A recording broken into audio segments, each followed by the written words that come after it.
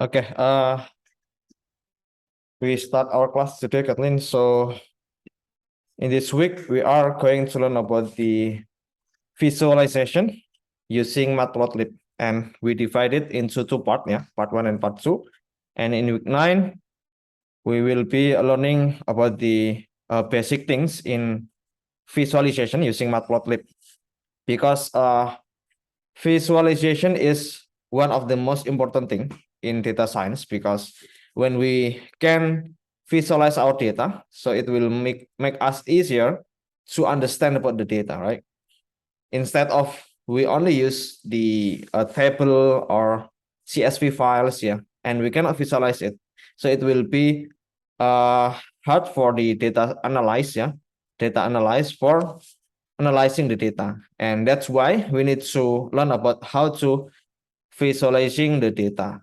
And one of the most important library in Python is Matplotlib, because this library make us easier to visualize our data. Yeah.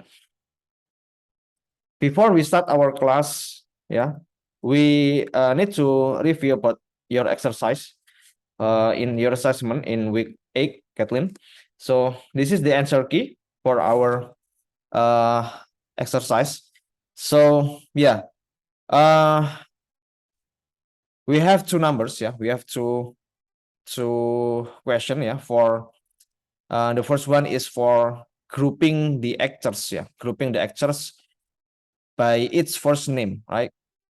Then we visualize the data. Yeah, or maybe it is easier if we open the question. Yeah, so this is the first assignment, right? So add code to perform grouping of vectors with the first name Aaron by year and sort in ascending order. Yeah, it's easy. We can just call the read CSV function, and we read the CSV files. Then after that, we put the CSV files, the data frame, into cast variable. Then we grouping of actors with the first name Aaron by its year. Then we create a variable cf equal cast, and we put the cast names, yeah, because we only filter, uh, we only visualize the data, we only display the data with first name Aaron, right? So we can just call this function cast name dot str dot starts with Aaron. Then we will only filter, we will filter the name, and we display only the data, only the record which contains Aaron word, right? Then we sort the values by its year, as you can see. So it will result like this. We display the data, yeah, the movie. Actually, this one is the movie, the movie data. Then we only display the record which contains Aaron name, right? Then we sort the data by its year in ascending order, start from 1947 until 2018, right? So yeah, but in this case, we only display the data, the first 5 data. Then that's why we call the head function, right? For number 2, yeah, we calculate the number of actors and actresses who play in films per decade. Per decade, it means we only display the data per decade. Per decade means, yeah, we display the data by its year, start from 1910 until 2020, right? 1910, 1920, yeah. We call it as a decade year, yeah. We display the the the the number of actor and actress per decade, right? So we can just call this function. So actually there is a one trick for displaying the data by its year per decade. Then we print the cast dot group by. Then we call the variable cast year. and we use this operator, slash operator. Slash operator means the bitwise operation. For example, if I have years, if I have years 1925, for example, then if I do this operation 1925 / 10, so it means it will result 192, because we do the bitwise operation. Bitwise operation. So we remove the 5 numbers, only 192, right? If I have 1926, it will still result 192, right? How we don't care the numbers, the numbers in the last, in the last year, in the last number in years. So it will result like this, right? Then we multiply it by 10. So it means if we have 1924, it will assign to 1920, right? So that's why we use the bitwise operators, bitwise operation. So we remove the last numbers in year, right? Then multiply it by 10. Because we group the data by each year, and we display the data by each actor or actresses, right?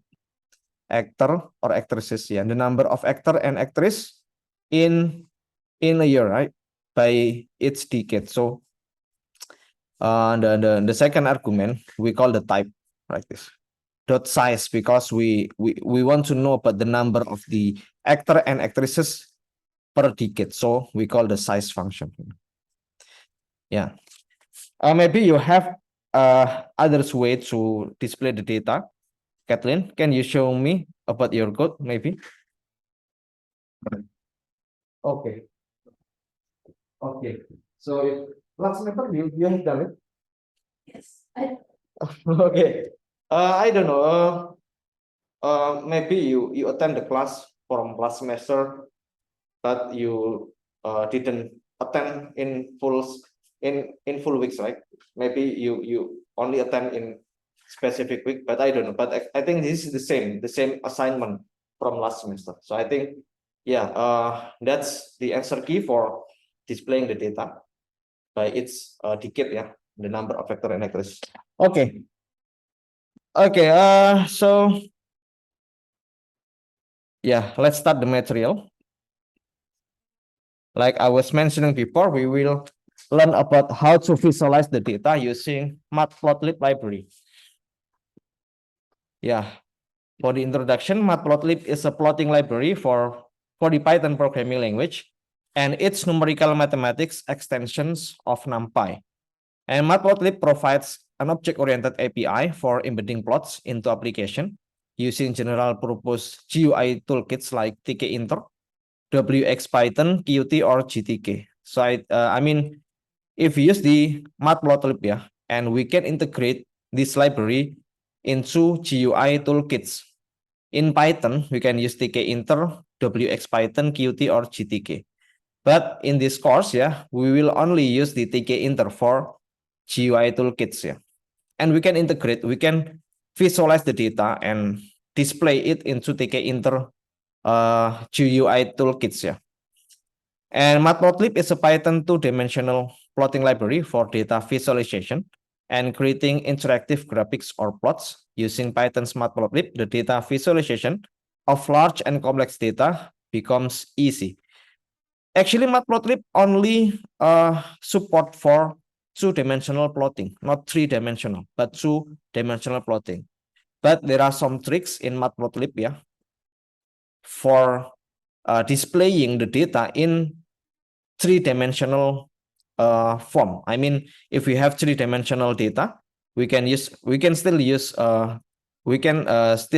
be able to use Matplotlib for displaying the data, but using some tricks, for displaying the data, in 3-dimensional, 4-dimensional, and so on and so on.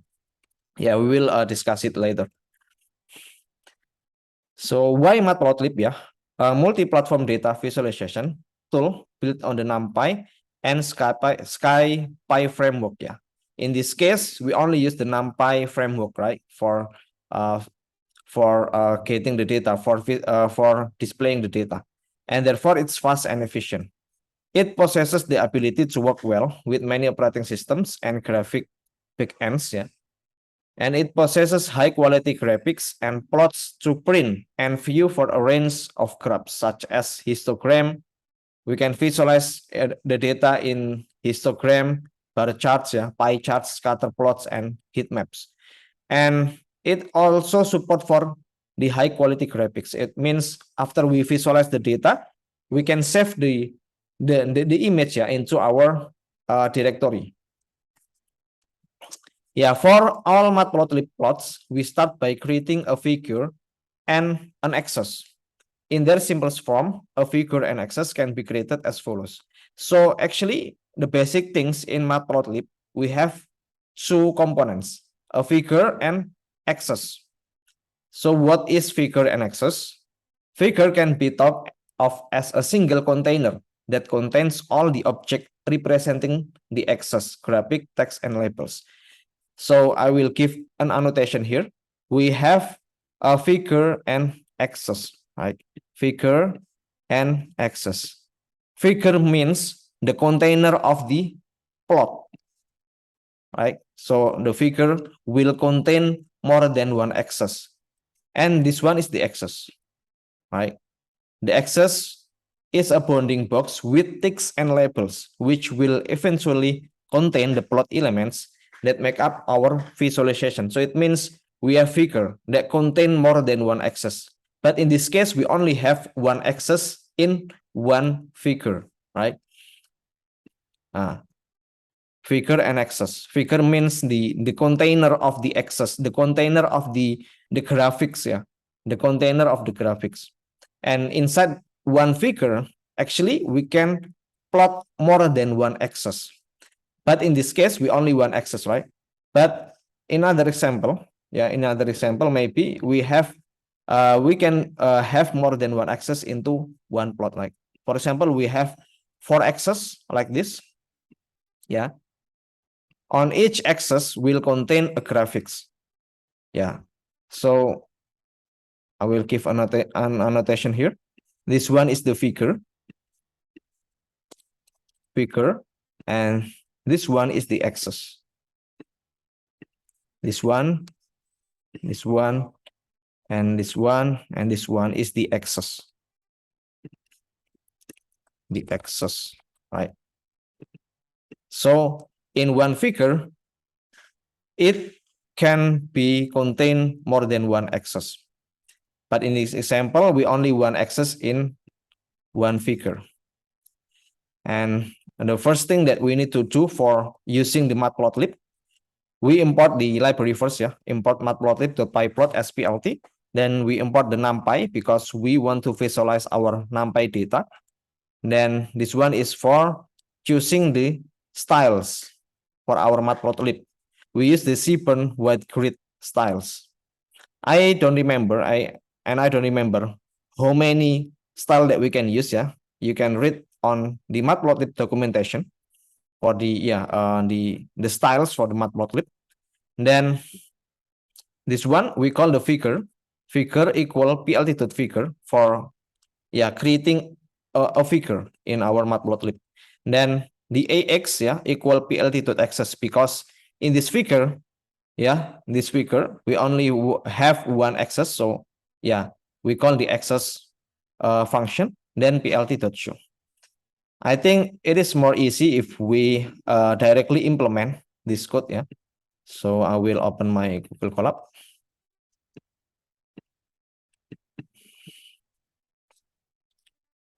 But in this case, we will only use one axis scattering. Next week, in matplotlib part 2, we will learn how to plot more than one axis in one figure. But actually in part 1, we will only use one axis in one figure.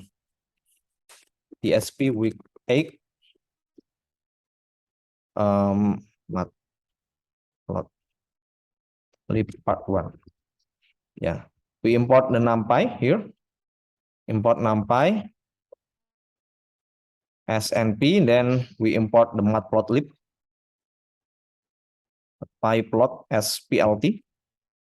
Then we call the plt style.use styles.use. So I don't remember the name of the styles. Seaburn white grid. Seaburn white grid. Seaburn white grid. Then we call the plt.figure. Fig equal plt.figure. Then axis equal axis dot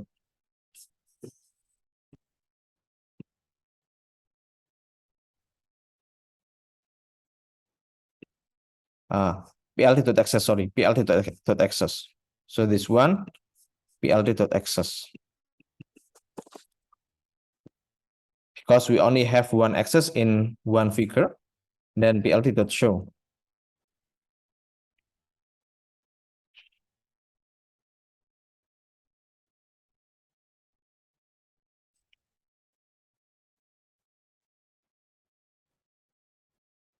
We'll connect to the Google Colab server, but yeah, we can just move to the next slide.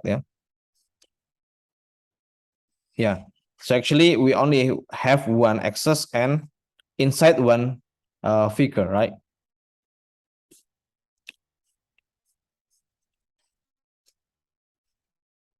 Styles, not styles. Yeah.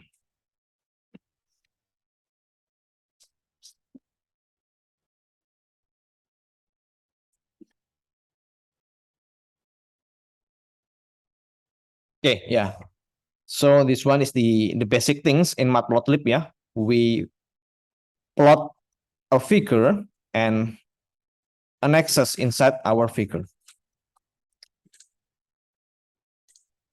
Okay.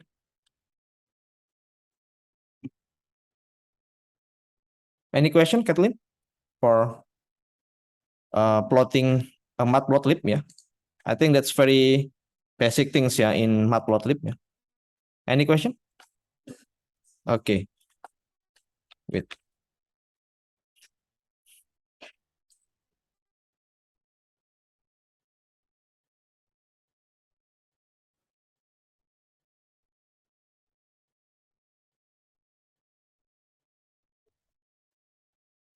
Okay, we can go to the next slides. So because our access still empty, yeah, then we need to visualize some data inside our access. And in this example, we visualize the data, yeah, the data which is the x, yeah, the x means the the x means the x-axis, yeah, is the number, yeah, the x-axis represent the number start from 0 to 10, and the y-axis is the sinus of the x-axis. As you can see, the sinus of zeros, yeah, will result zeros. Then the the sinus of 1, yeah, it can be a 0 point something, and so on and so on. Then we plot the data. The x represent the numbers start from 0 to 10, and the y is the sinus, yeah, the sinus values of x-axis.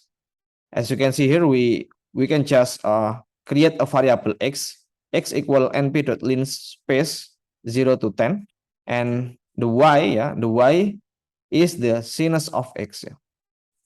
Okay, we can just go to our Google Colab. Then this one we create x, yeah, x equal np.linspace 1 to 10, and we plot. Actually, we can just create a y variable. Y variable is np.sin x, right? Then we plot the data into our axis. So we can just call the ax.plot x comma y. Okay, then we will showing our result here. Wait a minute. Okay. So it will result like this, yeah. Yeah, the x represent the number and the y represent the result of sinus of x, right? Because you know the sinus function, the cosinus function, and also the tangent function, the result, yeah, the values of the result or the result of the sinus, cosinus, and tangents cannot be more than 1 and less than -1, right? So the range will always be in -1 to 1, right? Okay, so this is the example of the plotting data of x and y. X represent the numbers start from 0 to 10, and y is the sinus values of the x. Okay. Yeah, this very simple example, right? And we can also put more than one plot in our figure or axis, right? So actually there are others way. There is another way to plotting the data. We can create a single figure with multiple lines. We can simply call the plot multiple times. So actually in previous example, we use the ax.plot, right? Ax.plot, yeah. But actually because we only have one axis in one figure, we can just directly use the plt.plot. Okay, I will give you an example here. So in this example, I will call the plt.plot function here. Then for the x, I call the x variable from the previous code, yeah, and the y still the y, yeah, still the y function from previous example. But actually we add others plot here. We create a z variable equal np.cos, yeah, np.cos from x. So we have z is the values of the cosinus function of x, and y is the sinus values from the x variable. So we have x, y, and z, and we plot these two data, yeah, x by y and x by z, and we can just execute this code. Now it will result like this. So actually, as like I was mentioning before, we only have one axis inside our figure. Yeah. In this case, yeah, we can just directly use plt.plot, not ax.plot. But in the future, yeah, if we have more than one axis inside our figure, so we can use the ax.plot. So in this example, actually, if I comment this code, then I copy this one or cut this one, then yeah, we don't use the ax.plot in this example. Plt.plot x by y, plt.plot x by z, then we showing our data, it will result like this. So actually we can just remove the ax.plot in this time because we only have one axis inside our figure, so we don't need to use the ax.plot. But in the future, if we have more than one axis in our figure, so we can just use the ax.plot. But in this example, we only have one axis, so we can just directly use the plt.plot function, right? Or maybe we have another variable here, a equal np dot sinus, cosinus, and tan, ya, tan x maybe. Then we plot others data here, x by a, It will result like this. Yeah, because the wait a minute. The tangent values can be more than one, right? Wait, maybe in the tangent function, not like this. Yeah. Tangent function in NumPy.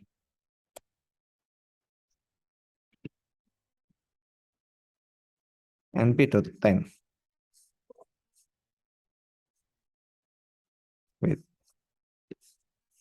Yeah, actually the tangent values is not more, it cannot be more than one, right?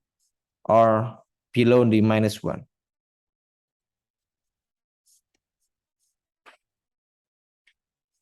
Wait, I think, yeah, we can just skip it. Yeah, I will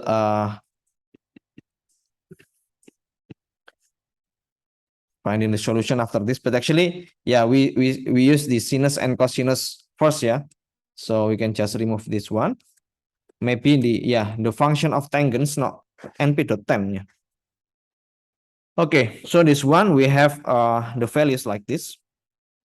Yeah, we plot two data. We plot more than one data inside our figure. So it will be like this. Right. What do you think if I remove this one, Kathleen? So actually, if I remove this one, it's, yeah, it still can work, right? Because we use this two line of code if we have more than one access, right? Like I was mentioning before, this one is the container. This one is the plot inside our container. But actually, in our plot, yeah, in our figure, we only have one access. So actually, if we remove this code, yeah, this two line of code, we can still displaying our plotting function like this, right? So if you want to display only one axis inside your figure, you don't need to use this line of code. We can directly use the plt.plot here, right? Yeah. In next week, yeah, maybe in the next week we will try to plotting more than one axis inside our figure, Kathleen. But actually, in this case, yeah, we only have one axis, so we don't need to use this two line of code. Any question, Kathleen?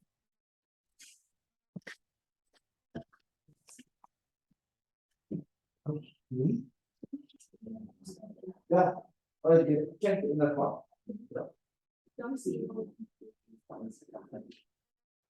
You mean if we change the interval? The interval can be more than one or below -1, Kathleen? Okay, okay. The interval of number for the x-axis. You mean for the x-axis? 0 to something, 100 maybe? Yeah, we can change the interval for the x. Yeah. Yeah, if we change the interval into 0 to 100 for the x-axis, it will result like this. But we cannot change the interval for the y-axis because, like I was mentioning before, the sinus and cosinus function will result between -1 to 1. Kathleen, do you get it? Okay. So because in this example, yeah, we only limit the interval for the x-axis start from 0 to 10. So it will result like this.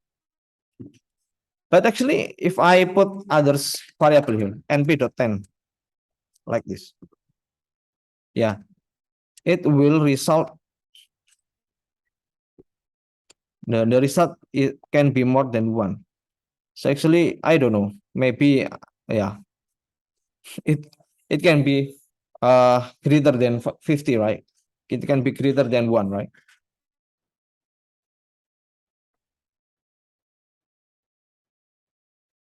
Yeah, I will find about this one. Yeah, actually, the tangent function will also result -1 to 1. Okay. We can go to the next slide here. Okay, we can give the colors and the styles for our plotting. To adjust the color, you can use the color keyword, which accept a string argument representing virtually any imaginable color. The color can be specified in a variety of ways. In this example, yeah, we give the colors for the first plot, yeah, as a blue color, green color 0.75. It will result the grayscales, yeah, grayscale color between 0 to 1, yeah. I think if we have 1 values, it will result a black colors. 0 values, it will result white color. Or maybe we can use the hex code, yeah, hex code. It means RR, GG, and PP. RR, it means the red values and green values and blue values, yeah, for each color, red, green, and blue. FF, it means the hex code, yeah. Hex code is an hexadecimal numbers, yeah. Yeah, if you remember, we not only have the decimal numbers, but we also have the hexadecimal numbers, right? And we can also use the RGB tuple like this, values 0 to 1, and we can also use the HTML color names, yeah. Yeah, it support some argument, yeah, for the colors, some values, yeah, in string format, yeah, or maybe in red, green, blue format, yeah, and so on and so on. Yeah, we can directly implement to our code here. So for example, this one, I change my code into, yeah, maybe this one we change it np.syn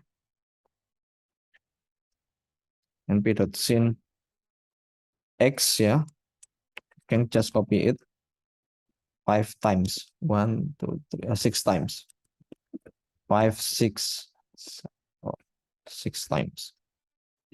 And this one is the x minus 1, x minus 2, x minus 3, x minus 4, and x minus 5.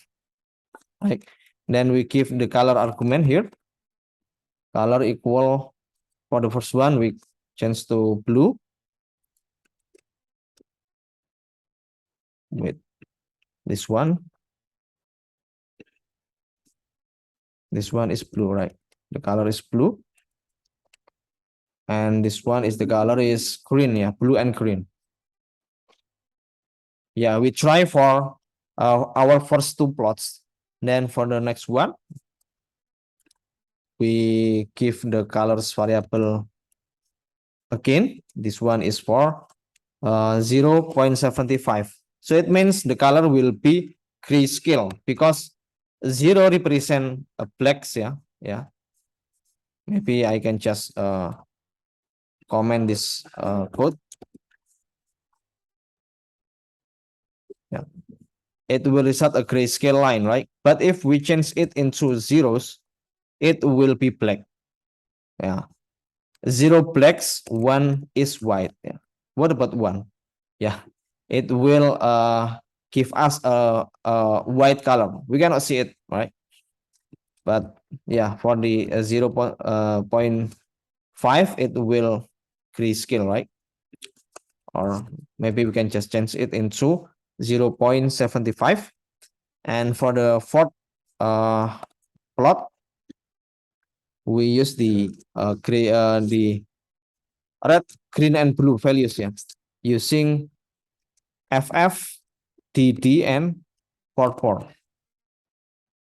And the next one, we use the color into tuple, yeah, using a tuple's values. Tuple values contain 3 values. The first one is the red color, and the next one is the green color, because the color contains 3 channels, Kathleen: red, green, and blue. 1 for the red and 0.2 for the green and 0.3 for blue. And the last one, we use the color argument using the HTML color names, which is chart reuse.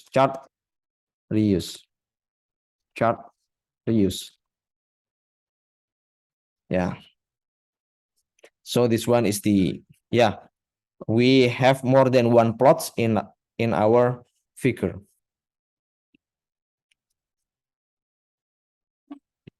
Do you ever know about the color channel, Kathleen? Red, green, and blue? RGB, yeah, RGB. So in this example, for our fifth plot, yeah, 1, 2, 3, 4, fifth, yeah. For the fifth plot, we use the RGB color.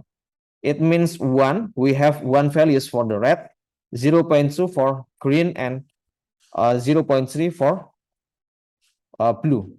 If we yeah, maybe I can just remove this code.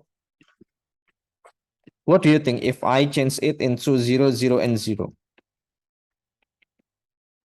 0, 0, and 0. So the red color is 0, and the green colors is also zeros, and the blue colors is also zeros. What do you think? What is the color?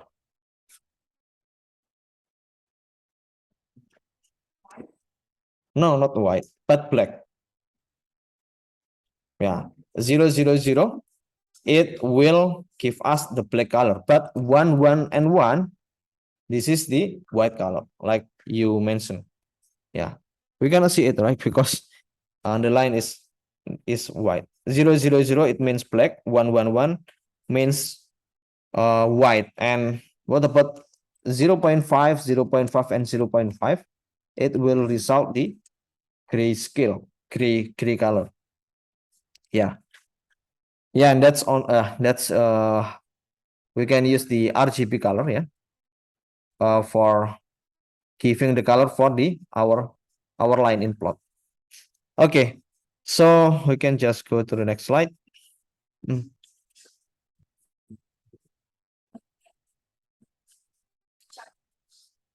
Chart reuse. Chart reuse. Chart reuse. Actually, I don't remember about the style of the HTML, but actually chart reuse, yeah, it will result color into green, yeah. This one is the color argument in HTML color. You can just open on the Google HTML color names, yeah, colors names and codes, yeah. I don't remember how many color names in HTML, but actually we can search on the Google the type of the colors names in HTML color codes, yeah. HTML color codes, yeah. Indian red, light coral, dark salmon, yeah, like salmon, crimson, and this one is the HTML color name. Yeah, for example, this one we use the Indian red, yeah. We can just change it into Indian red, yeah. But I think we don't need to give the uppercase letter. Indian reds, yeah, it will result the same color with the HTML color code. In web programming or maybe design web course, have you ever learned about the HTML color codes? Yeah, okay. So yeah, we can use the HTML color names for giving the color in our plotting. Yeah, plotting lines in our figure. Yeah, this one is the for this one. I also don't remember about the color codes in hex code, yeah.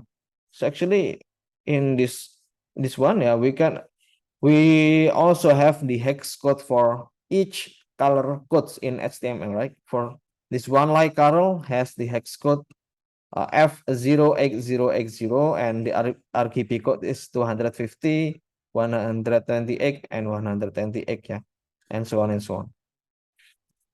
But in this one, yeah, in this example, yeah, actually the range of the color is not 0 to 1, actually, from 0 to 255. But if we normalize the colors numbers, it will result 0 to 1. But actually, this one, actually, the range, yeah, the range of the colors maybe I can just give a comment here. The colors range, colors range. It starts from 0 to 255 color range, but sometimes we can normalize the data into 0 to 1. 0 to 1.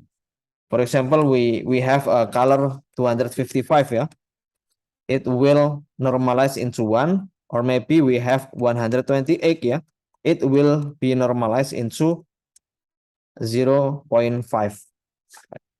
But in this example, this one actually, I think this is the original colors numbers, 240, 128 and 128, we can just use into our code here. It will result with colors. Oh, this one, the RGBA value should be within 0 to 1 range. So actually, we cannot use the original colors numbers. I think this one we can just change it into 150, 0.5, 0.5, because this one is the 128, right? But if we normalize the data, 240, we normalize it by dividing into 120, 255, it will 0.94, okay, we can just change it into 0.94. So I think it will result the same color with our HTML color codes here, like Caro. I think this is the same color, right? It's just the argument for the colors. Okay, we can go to the next slide here.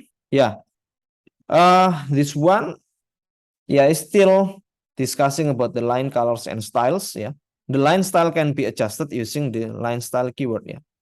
So it means the styles of the line. For the for this one is only the colors, the line colors, and this one is the styles of the colors. So we can add the line style argument into our plotting function. Line style equals solid, it means the solid line, and line style equal dash, it will give us the dash lines, or maybe the we can also use the argument like this, using the codes, solid, it means we only use a dash function here, or dash for the dash line style, we can just put the double dash here, or dash dot, dash dot, it means line, then dot, line, dot, line, dot, or maybe we can just implement directly into our plotting function here. We add another argument, line style equal dash, dash dash. So it will be like this, right? Or maybe dash dot, dash dot, dash dot, dash dot, and dash dot. So these are the example of the line style argument. We can use the string value solid, dash, dash dot, and dotted, or maybe using the codes, for the solid, it will be like this, dash, it will be like this, and dash dot, and so on and so on. I think this is only the styles of the line, And the next one is for line style and color. So we can combine the line style and line colors into one argument. So as you can see here, the first argument is the x-axis, the second argument is the y-axis, and the last argument, if we want to combine the two argument, between colors and styles, we can just directly use the dash green, So the first one is the code for the styles, and the next one is the code for the line colors. Okay, we can just remove this argument, We can just directly use the dash green. It will give us the dash green lines, or maybe dash green, right? Or red, yeah. Yeah, it will result like this. Okay. And the next one is the Matplotlib does a decent job of choosing default axis limits for your plot. Yeah, axis allows you to set the x and y limits with a single call by passing list which specifies the x min, x max, y min, and y max. So this one is for limiting our values into our x axis or y axis. Because by default, yeah, if we didn't specify the limit for the x-axis and y-axis, it will be like this. But in this example, yeah, we want to specify the limit for our x-axis and y-axis. In this example, we're limiting our x-axis into 1 to 8, yeah, and for the y-axis, we limiting into -1 to 1. Okay, we can just directly implement into our function here. So this one, we give another plot here, plt.axis. Then we give the limit for the y-axis, yeah. So the first one is the x-axis, yeah, 1 to 8, yeah. And for the third argument here, we put the limit for the y-axis, -1 to 1. Wait. Oh, this one is plt.axis, yeah. Okay, so we're limiting our x-axis and y-axis, Kathleen. So this one is 1 to 8, yeah, for the x-axis, and -1 to 1 for the y-axis.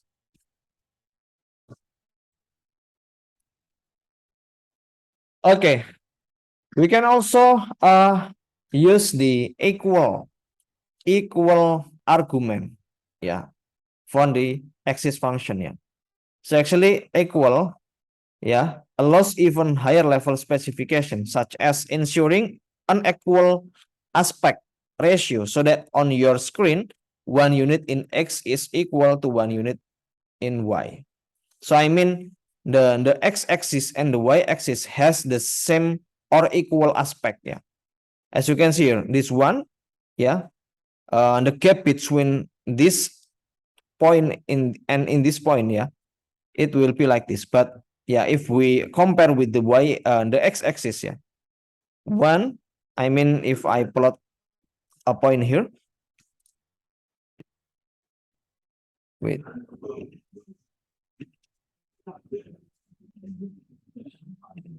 yeah, I think this one, if I plot a point here, it will have the ratio, the same ratio with the y-axis, right? This one and this one. Yeah, let's assume that we have the same ratio for the y and x-axis. So we can just simply use the equal argument here, equal values inside our axis function. Okay, in this example, we can just change the axis argument into equal.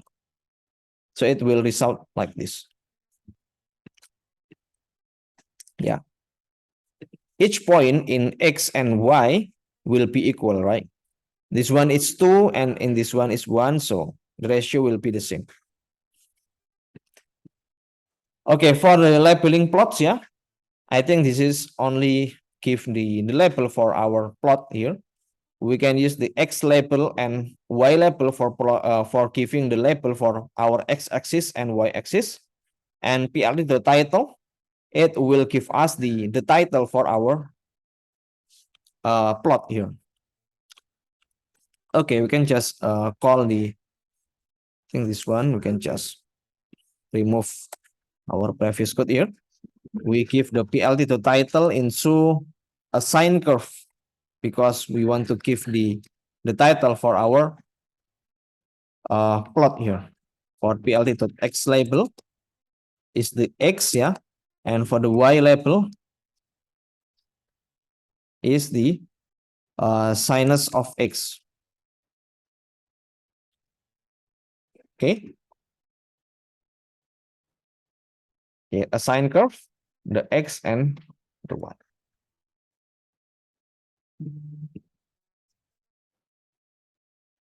Okay, any question, Kathleen? Okay. I think we need a break for 5 minutes, yeah. Then we will continue our discussion into 10:50, yeah. Okay.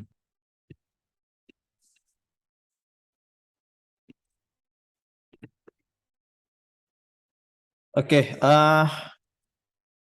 So the next one is for labeling the plots, yeah. When we have multiple lines are being shown with a single axis, yeah, it can be useful to create a plot legend that labels each line type, yeah. Because in our previous example, we only have one lines in our plot, Kathleen. Then in this one, we have more than one plots, right? So we can give the legend, we can give the labels for each line that we have in our plots. So how to give the labels for our each line? So actually, it's very easy. We can just adding one argument label inside our plot function. Label equals sin x, yeah. This one is for the green lines, and this one is for blue lines. Yeah. So don't forget to use the plt.legend. This one we need to add this code into our plot. Yeah. If we didn't give this one, yeah, it will not appear in our plot. Okay, we can just directly implement into our code here. So in this example, we have two plot here. This one is for sin and cos, yeah. Cos, then we give this one is green and blue. Green and blue.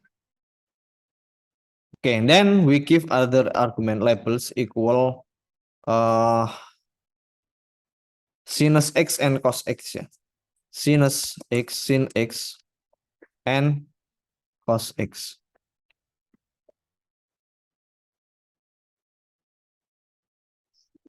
Sin x and cos x. Okay, then we give the axis or the title. I think we don't need to use it, yeah.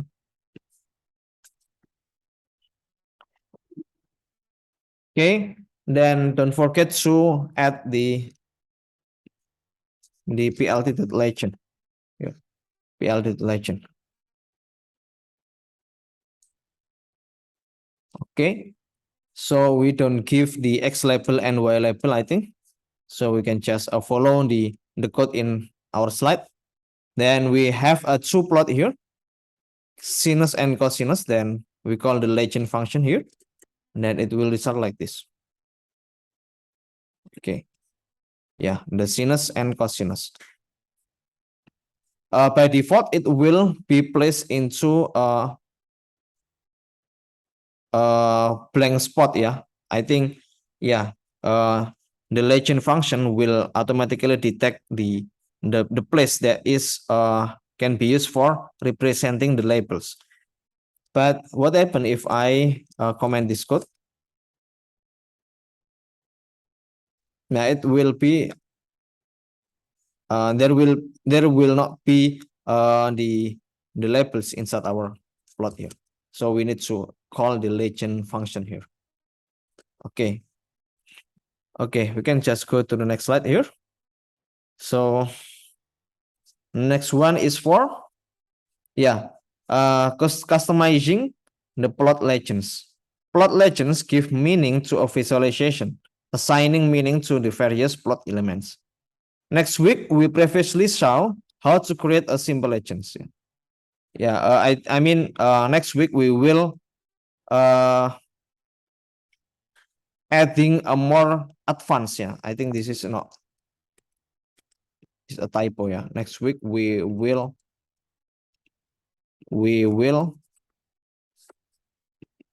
see how to create a advanced legend. Advanced legend. Okay, so yeah, here we will take a look at customizing the placement and aesthetics of the legend in Matplotlib. So actually, this one we are customizing our legends. Yeah. So we use the classic styles here. plt.style.use classic. So it means it will use the classic styles for our plot. Then we call the axis function plt.axis equal for making our ratio for the x and y axis is equal. Then okay, we can just directly implement into our code here. So we use the styles classic, yeah, classic styles, not Seaborn White Grid, but classic styles, classic like this. Then we change the lane space into 1000, yeah. Or no, not 1000. I think this is not really important. We still use the same line space for the X, and the label, I think this is still the same. Yeah, but actually in this one we change it into blue for the sinus. We change the line into blue, yeah, dash blue, and for the sinus we give the lines color into red, and we give the same labels, but this one we change it into sinus, yeah, a sine and cosinus, sine and cosine. Then we add axis plt.axis here into equal. So it will result like this, yeah. So like I was mentioning before, the legend function will automatically detect the right or the appropriate place for representing the sinus and cosinus labels here. But actually we can move this legend, yeah. We can just go to the next slides, yeah, for making our legend into specific area that we want. Okay. So this one actually in legend function, we can have the log argument. For example, this one, we give the location into upper left. Yeah. Upper left, it means, yeah, in this position, upper left. And we can just remove the frame, yeah, the frame on. Frame on equal false. Yeah. By default, if we didn't give the frame on function, it will give us the bounding box, yeah, into our legend. But in this example, we can just remove the frame on, yeah, into false. Yeah, we set the frame on argument into false, so we can just directly implement into our code here. So we change the legends here into location in equal upper left, so it will place into upper left in our figure box, right? Then we give a frame on argument here equal false, yeah. So we didn't give the bounding box into our legend. Okay. So it will be placed into this position, yeah, sine and cosine, and we didn't give the bounding box. Okay, as you can see here, we can change into other styles here. We give the location into lower center, yeah. It will be placed in this position, and we give the number call argument. It means if we have more than one legend here, in this case we have two legends, sine and cosine, then if we put the n call equal to, it will be placed in like this style, yeah, sine and cosine, because we set the call number of call equal to. Okay, we can just directly implement into our code lower center, then we give the n call, yeah, n call equal to and frame on equal false. It will be placed in this position, sine and cosine. Okay. With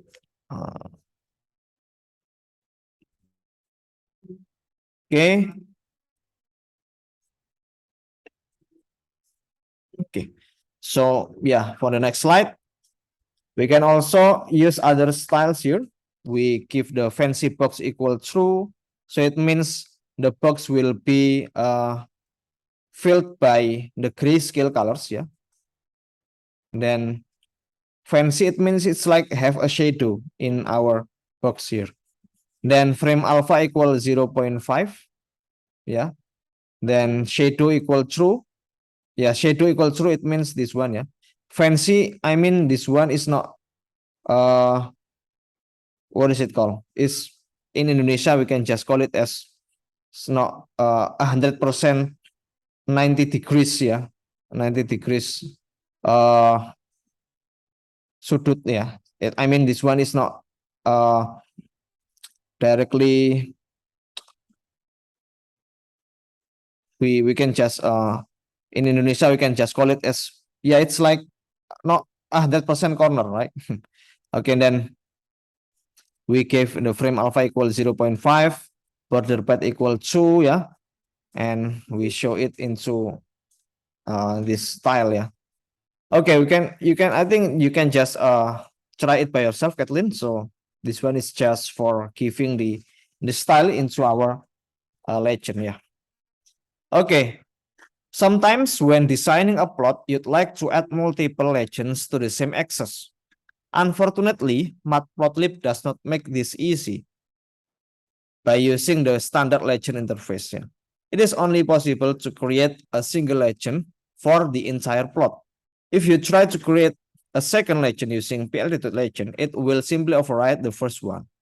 We can work around this by creating a new legend artist from scratch, yeah, and then using the lower level add underscore add artist function method manually add the second artist to the plot. So I mean, this one is the example if we want to give the multiple legends, Kathleen. This one is the first legend, and this one is the second legend. But if we only use the plt.legend function like this, yeah, it is not supported. It is not support for plotting more than one legend into our figure. So yeah, we need to modify our code to make a multiple legend into our plot. Okay, so this one actually, yeah, we can just directly implement into our code. Yeah, I will try to explain it line by line. Okay, I give other code cell here. So this one, we will creating multiple legend from scratch. Yeah. So the first one, we give the lines variable, lines equal empty list. Yeah. Then the styles, yeah, we put the styles into a list here. The styles, the first style will be dash, and the second style will be dash dash, and the third style is the dash dot, and the last styles semicolon. So it means we have 4 lines in our matplotlib. Then we give the styles, yeah. We create a styles into a list function here. Then we create a x variable, which is the np.linspace, yeah, equal 0 to 10, yeah. Then we use the for looping function here for I in range 4, because we have 4 lines, yeah. As you can see here, we have 4 lines, right? First 1, 2, 3, and 4. So we plot 4 lines, yeah, into our figure. So I need to do the looping function here for I in range 4. Then we call the lines list here plus equal. So it means, yeah, I will explain it in a second. But actually this one, lines plus equal plt.plot. We plot 4 times. Yeah. Plt.plot. Then we put the x axis into x, yeah, and the y axis np.sin x minus I. Yeah, x minus I minus I. Then the third argument is the styles, yeah, the styles using these styles, because like I was mentioning before, we have 4 types of styles and we save it into a list, yeah. Then we call the styles, we call each styles by using a looping function. So we can just simply put the I variable here. And the color, all of the color of this line, I will give the colors into black colors, right? Because we already differentiate every styles by using the styles, yeah, the styles list here. So the color, all of the lines I will give them into a black color. Then we use the plt.axis equal. Okay, I think, yeah, we can just execute this course first, yeah. Then we want to see about our figure here. Yeah, we have four lines here, yeah. So the first line will be using these styles, and the second lines, yeah, which is x minus 1, yeah, will be this line, and x minus 2 will be this line, and so on and so on. So this one is for our plotting function. Wait, I forgot to use the plt.show, yeah. Okay, and then after we create our plotting function here, then next one we give the legend, right? Because we want to create more than one legend into our plotting. So we call the legend function here, equal to legend. Then the first argument, I will call the lines list here, because we already put all the plots into our lines list. Then the first line will be on the lines in first index, right? So I use the column 2. It means this line, yeah, this line, and in this line. So these 2 lines, yeah, I will draw the lines that we use here. These lines, yeah, this one and this one, I will give the legend into this position. So that's why pl.legend lines column 2. It means I put the lines, yeah, I will give the legends for our first 2 lines, yeah, first 2 lines, which is these lines and these lines, yeah. We use the legend function. So we give the styles, yeah, we give the we put these 2 lines, yeah, we give the legend for these 2 lines. Then we give the names for our line here, line A and line B, this one and this one, yeah. Like I was mentioning before, we give the legend for our first 2 lines. Then the next argument will be the location, yeah, the location.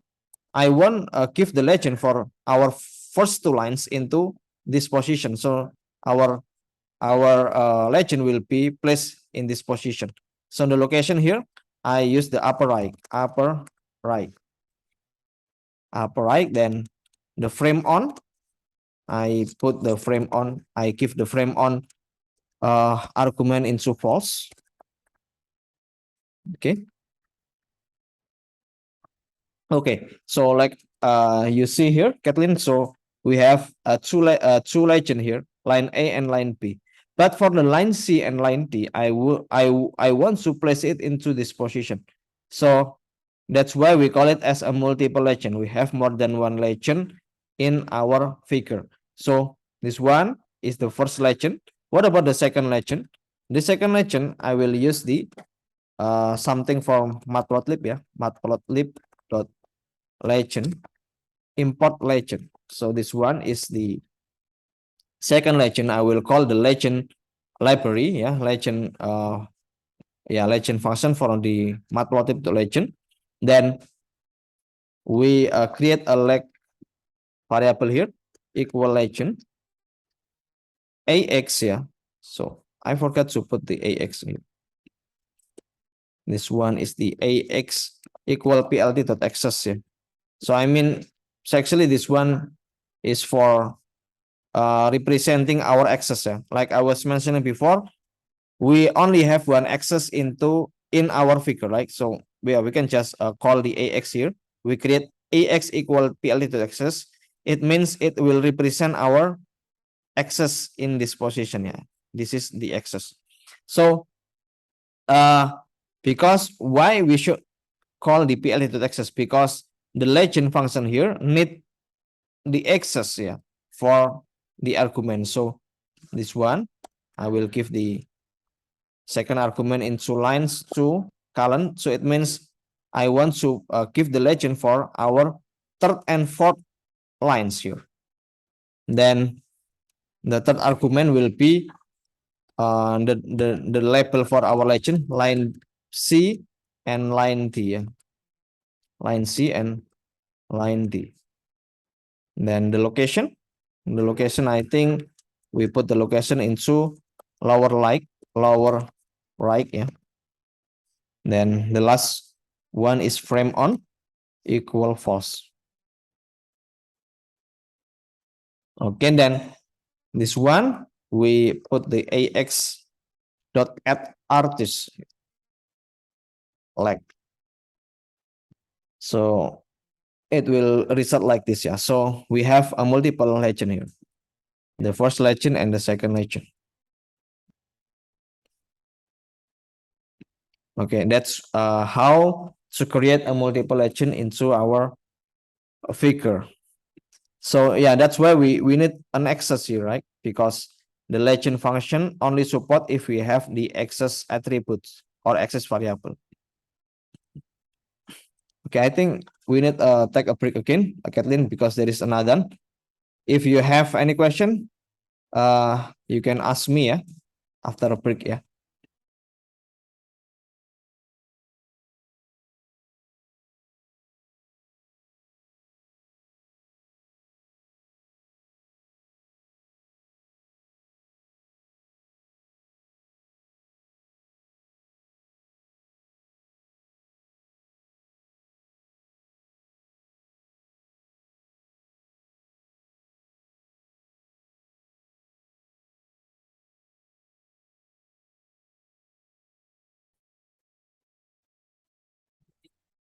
Okay, and the next one is yeah, we have other style in our plot function.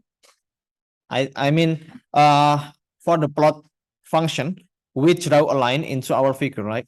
But if we call the scatter function, it will give us the dot lines. Yeah, it's like, this one is not a line but a dot lines, right?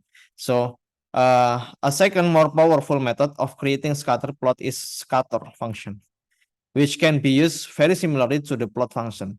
So I mean, if we have a data like this, then yeah, it will only plot a point, yeah, into specific position, and we will not integrating each point into a line, so it will result like this.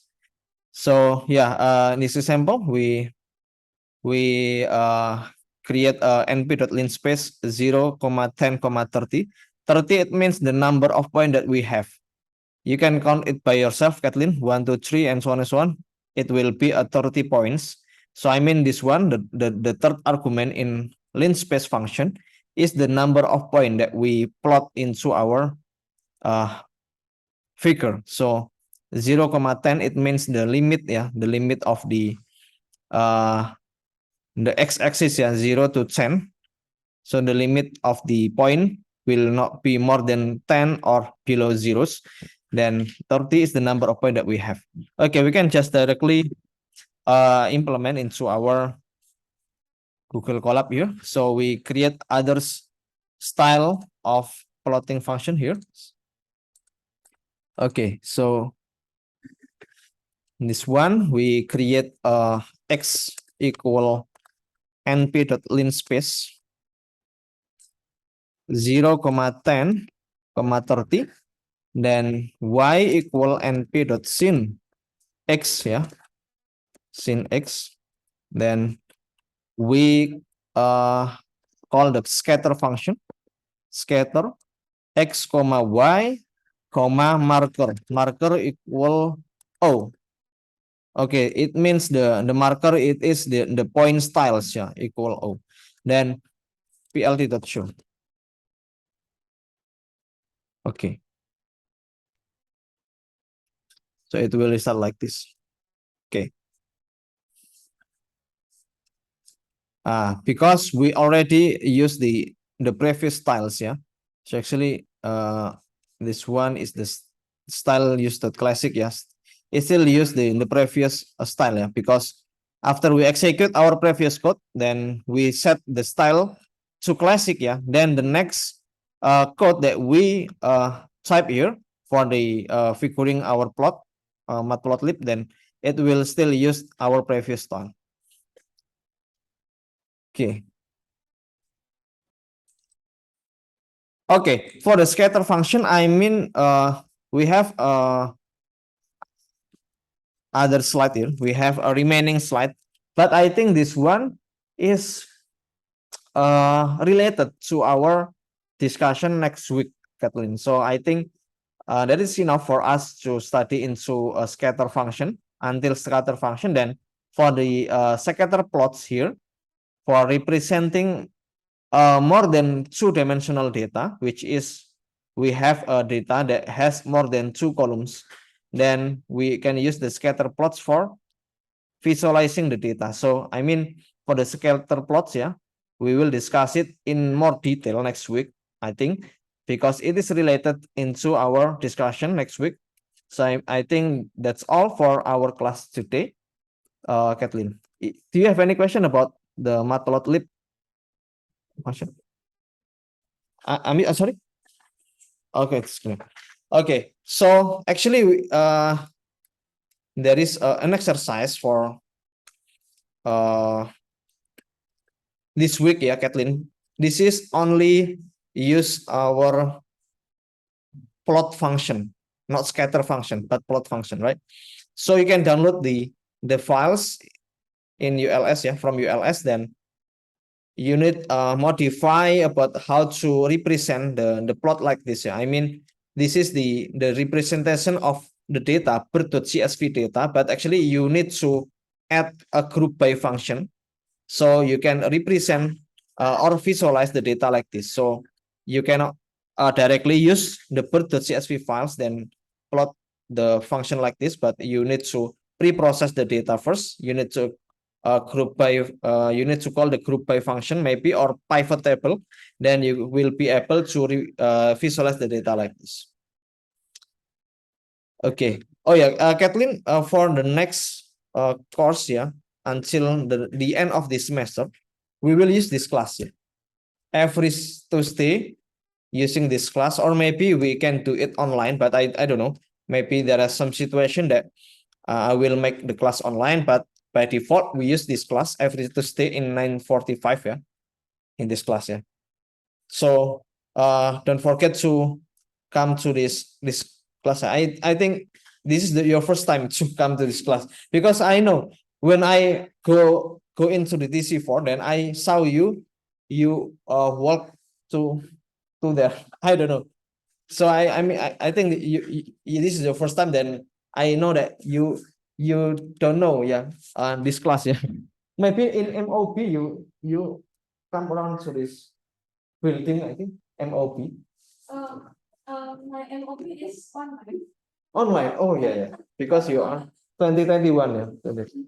2020, yeah. Yeah, yeah, it's okay. Okay.